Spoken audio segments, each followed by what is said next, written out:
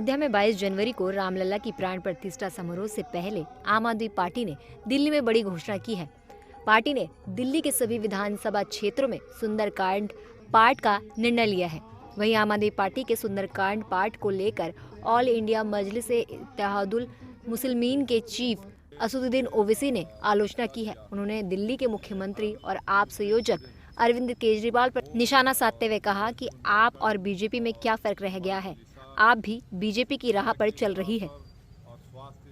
ये फैसला लिया है कि हर ट्यूसडे के दिन वो जो है सुंदरकांड और हनुमान चालीसा शिक्षा की जगह पर और स्वास्थ्य की जगह पर पढ़ेंगे।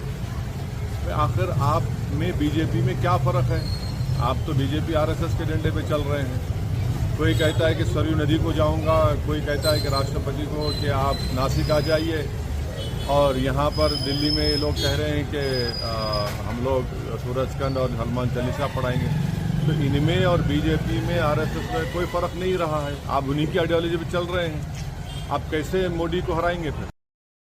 दरअसल इससे पहले असदुद्दीन ओवैसी ने सोशल मीडिया एक्स पर ट्वीट करके लिखा था कि आरएसएस का छोटा रिचार्ज ने फैसला लिया है कि दिल्ली की हर विधानसभा क्षेत्र में हर महीने के पहले मंगलवार को सुंदरकांड पाठ का आयोजन किया जाएगा। ये फैसला 22 जनवरी के उद्घाटन की वजह से लिया गया है।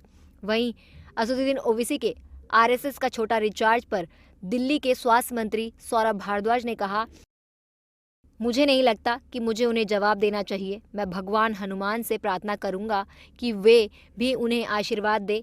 किसी भी राजनीतिक दल को आपत्ति नहीं होनी चाहिए। सुंदरकांड पाठ जैसे अच्छे कार्यक्रम पर अगर वे आपत्ति जता रहे हैं तो यह ठीक नहीं है। इसके साथ ही सुंदरकांड के पाठ पर बीजेपी प्रवक्ता बांसुरी स्वराज ने सवाल उठाया है। उन्होंने कहा कि चुनाव से पहले ही अरविंद केजरीवाल को भगवान राम और सुंदरकांड पाठ याद आता है। केजरीवाल जी, मेरा एक सवाल और है। जब भी चुनाव नजदीक आते हैं तो आपको राम क्यों याद आ जाते हैं? जब एमसीडी का चुनाव था तब भी आपने कहा था कि हनुमान चालीसा का पाठ होगा। आज जब जनरल इलेक्शंस पास हैं तो आपको राम दोबारा याद आ रहे हैं, आप सुंदरकांड का पाठ करने वाले हैं। खैर, अगर आपकी इस मुहिम में पॉलिटिकल अपॉर्चुनिज्म की स्मेल नहीं है, यानी राजनीतिक अवसरवादिता की बू नहीं है, तो भाजपा जरूर सुंदरकांड के पाठ का स्वागत करती है।